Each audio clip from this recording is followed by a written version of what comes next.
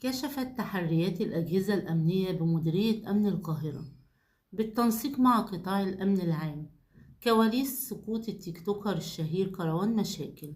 وذلك بعد هروبه فور بث مقطع فيديو فاضح يجمع به مع الإعلامية إنجي حمادة والمشهور بفيديو المطبخ.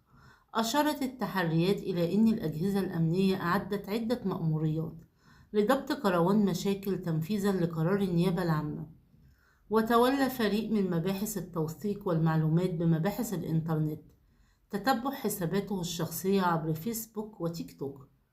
حتى خرج ببث لايف عبر حسابه الشخصي. وتمكن فريق البحث وباستخدام التقنيات الحديثة من تحديد مكان اختفائه في محافظة سوهاج بمنزل خالته، بعدما نشر صور من مطار الغردقة وادعى سفره خارج البلاد، حيث ألقت الأجهزة الأمنية القبض على